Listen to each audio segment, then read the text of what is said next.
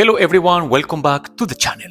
Today we have one of those topics that we can use to talk for hours and hours and hours. What is the difference between soulmate and twin flame? The people I'm meeting now, are they kind of twin flames or are they soulmates? Because I don't know the difference. How can I know when I actually meet my soulmate? How? And one of the most important things, what can my zodiac sign tell me about my soulmates or the people that I'm meeting? But for this conversation, I need a coffee. So welcome to You, Me, and a Cup of Coffee. Let's have some coffee. Let's go.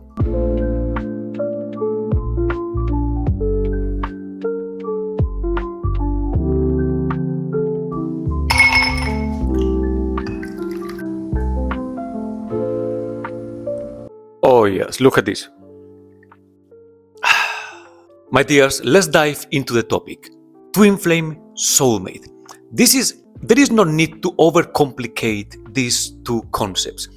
You have already, in your life, you have already experienced twin flames and you have already met twin flames. These are the people who have a very short but intense past in your life. They just pass by, but they kind of mark you somehow because they are the people who actually make you dream. They make you fantasize with love because the connection is deep. Just think about it. When was the last time that you met somebody and this person was just kind of your spitting image in terms of your likings? It's like this person is kind of mirroring you. It's kind of your other half. You kind of have the same frequency. You like the same things. You enjoy the same type of humor. You enjoy the space, the environment. It's like you fantasize with this person because you are like, damn, this person is kind of my perfect match. The issue is most of the times, I would say 98.99% of the times, you never end up in a long-term relationship with them. Why? Because they are twin flames. So you can start making some associations. Twin, because this person kind of represent your other half. They kind of complement you. And flame, that flame represents fire, spiciness, like deep connection, emotions. But this is something more ephemeral. This is meant to be developed in a very specific short amount of time. And yeah, I might understand sometimes it's just disappointing because we think that this is the person that we're gonna end up marrying. This is gonna be the mom of my kids. This is gonna be my new super husband. This is the man of my life. This is the woman of my life. But no, they were twin flames. But the question is like, yeah, but why do we need twin flames? My dear, we like it or not, we need them. We need the twin flames because these are the ones who gives us experiences. You know, these are the people, for example, we can call it ex-boyfriends or ex-girlfriends who came to our lives. Somehow we experience heavy things with them, sometimes very positive, that we get marked by these experiences, or sometimes so negative that we got scars from these relationships. But then you learn from that. These people were meant to come to your life to give you a lesson. They were lessons. They were part of your experience. They were part of you growing up emotionally, getting stronger, getting emotionally more independent. That's the job of the twin flame. And they say, the legend says that you might experience many twin flames before you actually meet your soulmate, because soulmates are not twin flames. So when your soulmate comes, you might understand that that is not a twin flame anymore, that person is meant to be for something bigger, for something longer, for something maybe not that ephemeral as a twin flame. And that's when you say like, oh, wow, I found my soulmate. But we talk about soulmates in a moment. Now, I'm going to say something that is a little bit controversial, that maybe is going to trigger some of you, and it's going to trigger a lot of questions, a lot of, it's like going down the rabbit hole. This is like the deep web. We go just deeper. We just go deeper and deeper. So all of us, we have the potential, regardless your zodiac sign, regardless your experience in life. All of us, we have a huge potential to find our soulmate. You have seen experiences, or maybe you are one of those living experiences of those people who they just try and try and try and try, and they can never land a relationship. They go from twin flame to twin flame, from person to person. It's like a little, I don't know, a bee going from flower to flower, from flower to flower, and never really settling down. Everything in the universe has a purpose. Everyone in the universe has a role. And some of us, I'm going to include myself because I don't think that I have found my soulmate yet. But some of us might be more twin flames than others. That means that some of us came to this world to give more lessons, to kind of guide people rather than finding our own soulmate. You can maybe think about it as a guardian angel. Not everyone is meant to find love. Some people are meant to be guardians. Some people are meant to be angels. Some people are meant to guide other people. And for example, just for you to have this perspective, because it's kind of sad because people want to find love. People want to find their soulmate. Think about those people who have devoted their lives to helping others. All around the world, there are hundreds. These people who have put other people first, and they always come second. There are these guys and these women all around helping others in such a way that is like crazy. And when you know about them, when you learn about them, they are just solitary souls. They just don't have the energy or the time to match their soulmates. They are in themselves, in their inner course, they are twin flames trying to match people, trying to guide people. Sometimes it can kind of radiate other people. And sometimes I feel that there are people who have this kind of twin flame that can kind of impregnate so many people around. They can guide like masses of people, like many people. And I've seen so many examples of these people who are helping others, and you are like, damn, that's such a nice man. He's a good man. That's a good woman. But they are alone. How is that possible? Well, we have roles in this universe, and all of us, we are meant to follow a path. By the way, hi, my name is Daniel. In this channel, I'm trying to do more like vlogs, like traveling, going around the city. But also I have this, if you know me, if you follow my social media for months or maybe a couple of years back, you know that I'm in love with the mysticism and the magical world of the tarot, the zodiac signs, everything about that, the astrology, the universe, the powers of the sun, the moon, all this about astrology, zodiac signs, I'm saying this myself. This is like a system of belief, similar to any other religion. If you believe in it, you might benefit from it. If you don't believe in it, fine, continue with your life. Simple. It's a system of belief. I do feel that I can benefit from the powers of, like, the knowledge from the zodiac signs, from the powers and knowledge from frequencies, knowing about the moon, knowing about who I am innerly, in my inner core. So I feel that in my case, like the powers of manifestation, journaling, writing, talking to the universe, for me, it works. So probably if you're watching these videos because somehow you share this belief, because at the end of the day, is that a belief that hopefully only brings positives. So there is only one red flag when it comes to meeting twin flames. And again, this is a comment that many people are going to be like, oh no, why do you say that? But meeting twin flames is pretty much like being in Tinder, or in, what is that called? Bumble? All these social apps where you meet people. In Tinder, you match people who are pretty much like you. That's the algorithm of the app. The app tries to match you with other people who are likely to be like you. Like the same music, the same hobbies, you live in the same area, sometimes you are the same zodiac sign, which is totally a misconception. You just try not to date people with the same zodiac sign as you. We'll talk about that later. And then you match this person and it's absolutely amazing. You talk about music and you like the same artists, the same songs. You talk about movies, the same movie. You love the same movies. You love the same adventures. And you feel like, oh my God, you're in love. Like in 2-3 dates, like dating, in truth, you are like, this is the woman of my life.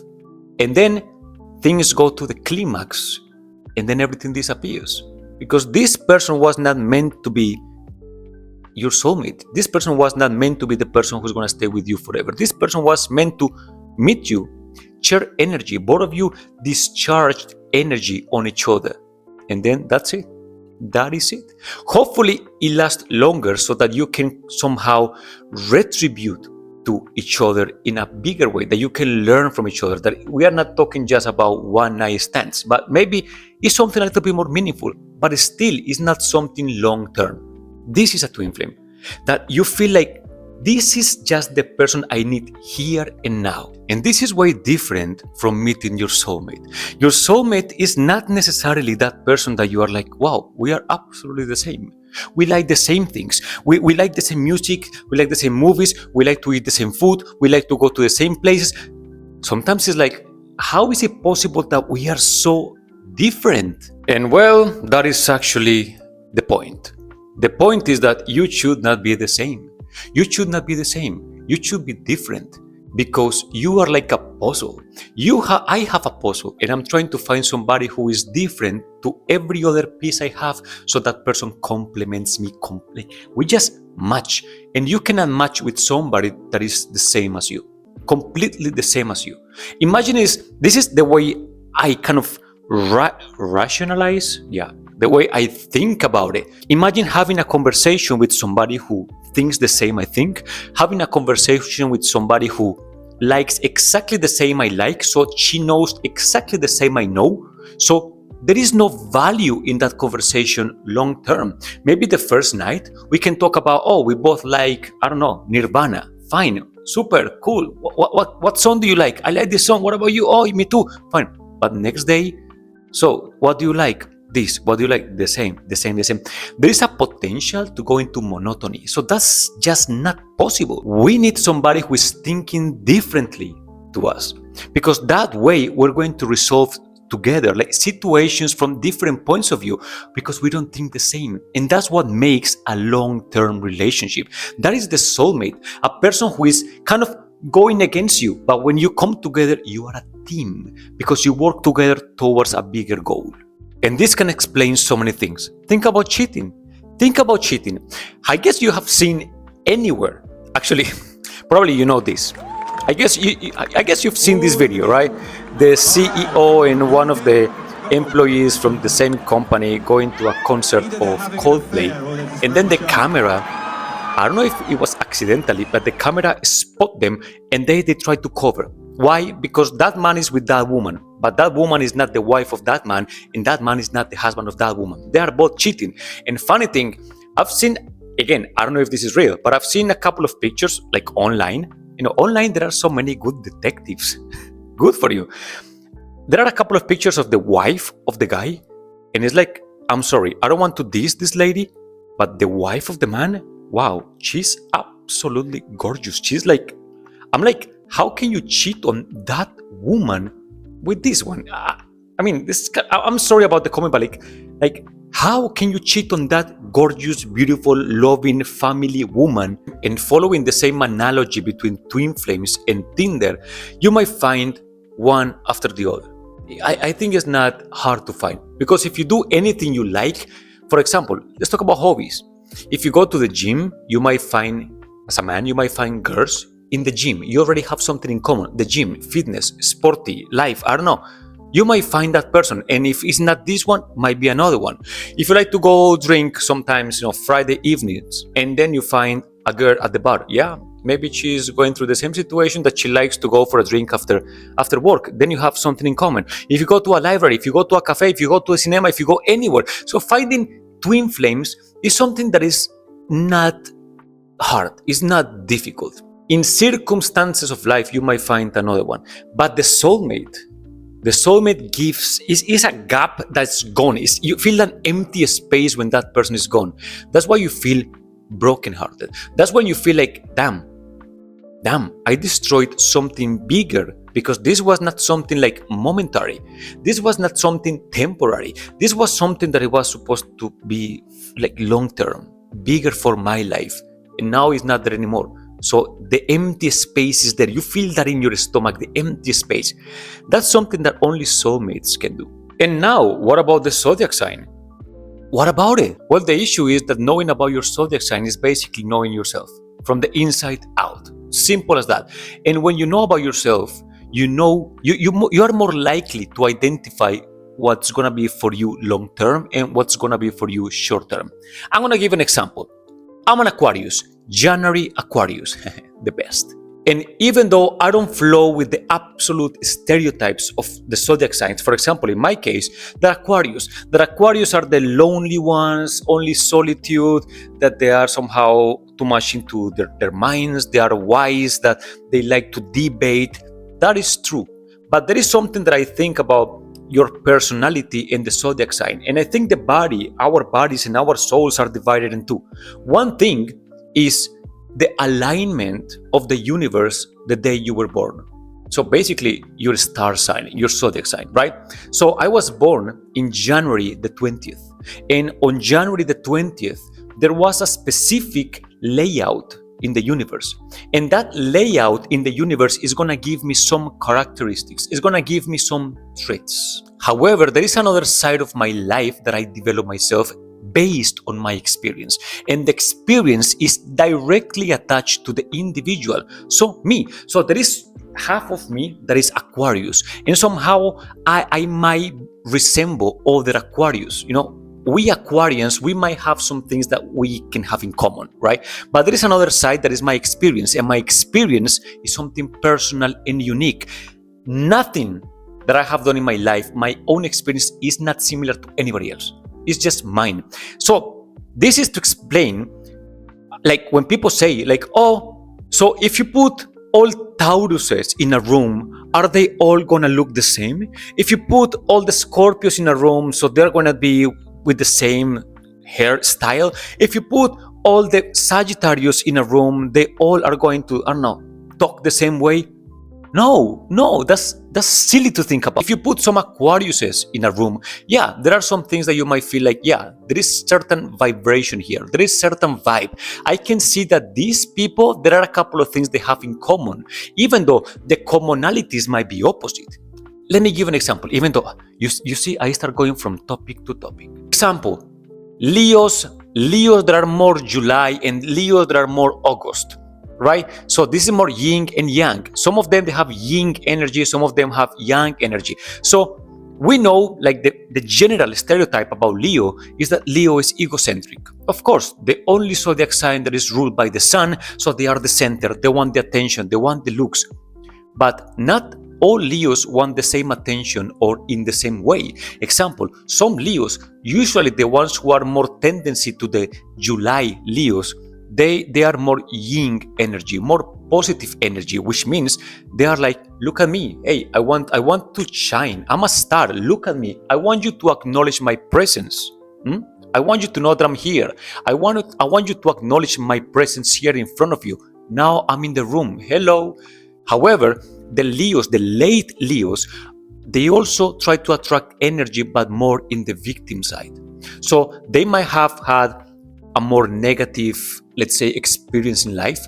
And even though they are not like, hey, look at me, I want to shine, they still attract the attention as the victim. You know, they attract the attention as the, oh, poor him, poor her, but still they get the attention. So you see, both Leos, they have a trait, which is the attention. But one of them is yin, one of them is yang. So they both have that thing in common, which is being the center of, but in opposite directions. And again, as Aquarians, we like the debate. We like to talk about things. We like to have an opinion about everything. You can tell me any topic, even though I don't like it, even though maybe that's not my cup of tea, I'm gonna have an opinion, which is something that I don't like about people. That's something that I feel disappointed when I talk to people and we talk about politics, economics, about social situations in the world or whatever, and I ask them, what do you think about this? And people are like, oh, I don't care about that. I feel irritated about it because in my inner core, maybe my very Aquarian thing is that if you ask me about something, if you ask me about football, for example, I don't care about football. I don't care about who is better, Ronaldo or Messi. I really don't care about that. But I'm going to tell you my reasons why I don't like it. I don't like it because this, and this. So I have my opinion on things. So yeah, I don't trust people who don't have their own opinions. But then, should I meet somebody that is the same as me? Like my twin flame? Is my twin flame going to be my soulmate? And I think that in my case, which is probably the same case with any other zodiac sign, the answer is no. Imagine somebody like me. I'm very confrontational when it comes to debating, to talking. I have my opinion, right? And then I meet somebody who is pretty much like me. For the first conversation, it's going to be amazing. Both of us are going to be on fire. Hopefully, we are kind of in the same direction, because I might find, again, an Aquarius that is young, and then I'm going to have an opinion, and then this person is going to have his or her opinion, but it's going to be totally opposite. So it's going to be a total war. It's going to be a battle, and we don't want that. And then I think that, no, I don't want twin flames. I don't want somebody that likes to talk like me, who wants the same hobbies like me. I like my space. I like silence. I don't want to be with somebody who also likes space, silence, loneliness, because then there is nothing, there is no connection. And again, we are going to go in this limbo of monotony. It's not going to work. Sometimes I want to talk, but I don't want you to talk. I don't want you to be like me. I want you to listen. Sometimes, actually, I'm into listening. Aquarius says, I think we are good, like giving advice, but we don't want to talk. So it's time for me to be silent and you talk, I listen. That's the soulmate. Somebody who is going to complement me. I don't want somebody who is the twin. I don't want my twin. And sometimes I'm not looking for flame. I'm happy with myself. I'm very, very independent. So that's the thing. When I find my soulmate, it's because I find that person that I can just flow with my everyday ups and downs. Today, we can give 50-50 for the relationship, but tomorrow maybe I'm totally down. I can only give my 10%. I hope that you can give the 90, just for the sake of the relationship. And that's what soulmate, oh my God, I'm so philosophical. Damn. So let's see who is first. Ooh, there we go. We start with Sagittarius. Sagittarius should have a soulmate that is also a fire sign. Let's say Aries. Aries could be a good match because they share this fire energy. Aries and Sagittarius, they share this passion for freedom, for excitement, for new things. I think that both of them could be a very good match in terms of being the soulmates of each other. I feel this smells like adventure. Next one, we get Gemini. I would match Gemini, which is, kind of two faces, two personalities. They are the yin and yang in one person, but they need to find the balance. I totally gonna match Gemini with Libra because they kind of connect mentally. I think in the case of Gemini, the best one is literally Libra. Libra is going to balance out the messy mind of the Gemini, and it's going to provide this soft, soothing atmosphere, making the emotions and the lifestyle way more clear for Geminis. Next one we get Aquarius. Me, well, I have this opinion is very subjective because it's my opinion on myself, but you can tell me if you agree with me or not. I don't know if you remember what I mentioned before, that sometimes Aquarius says, sometimes we want to talk, sometimes we want to be silent, sometimes we want to be social, sometimes we want to be in total, complete solitude. Because of this, I think, and I said, funny thing, I said this in one of my TikTok lives very recently, that the soulmate, the zodiac sign that best complement me or us could be Gemini. Because Gemini, they have this power to shift from a personality that is more social, more outgoing, more talkative, to a more young personality that is more calming, sometimes silent. And that's, as an Aquarius, that's what I need. I can't deal with somebody who is the same every day because I am not the same every day. My mood swings a lot, and maybe Gemini is the one who can actually deal with that, because Gemini can be like a chameleon. They can switch from being to young, and maybe that's going to balance Aquarius out as well. So Aquarius and Gemini, that's a good match. Let me know what you think. So next one in the list, we have Libra. We already talked about Libra and Gemini, and I'm going to tell you why Gemini kind of contributes to Libra. Libra is balanced, but Libra doesn't have a clear mind. Libra is shy. Libra is kind of opening up to the world, and Gemini is giving more this kind of outgoing type of lifestyle. The romanticism of a Gemini is going to help Libra. Libra is more like a little chicken inside the egg. They have to break the shell, and Gemini is helping Libras. Even though they are balanced out, they are not very outgoing. They are not very extroverted. So Gemini is going to help Libras to actually explode their potential in almost any case, in any sphere of life. Next one in the list, there you go. Virgo. Actually, I'm gonna do something different because I'm doing one by one. It doesn't make sense. So I'm looking for the matches. This one. I think Virgo goes perfectly with Capricorn, and Capricorn goes perfectly with Virgo. Why? In the case of Virgo, or from the perspective of Virgo, Capricorn is more dogmatic, is more like practical. They want to build life. So Virgo is a little bit more dissociative. Capricorn is helping Virgo to build up long term. Also, both of them, this is a very power couple because both of them are like mentally driven. They are control driven. Like both of them, they have the situations under control. Capricorns are never like, they don't lose control, same as Virgo. They both like grounded. They know where they're going. So this is a really power couple in terms of building big things for their future. And from the point of view of the Capricorn, Virgo is building more the sense of home, the sense of trust, the sense of loyalty. So two things about this. One, power couple because they are driven like in terms of their goals. And secondly, they have ambition. This is, I can feel this like a CEO and a CEO, like boss and boss. This is a very powerful couple. I like it. Next on the list would be beautiful Cancer. And I think that the best match for Cancer is Taurus. These both are very, very like good match. And Taurus, the first thing that I would say, Taurus is going to help Cancer, like kind of reducing this sensitivity, this emotional kind of ooh, ah, ooh. Taurus is very grounded. They are like, I'm here. So I feel this is like a protector.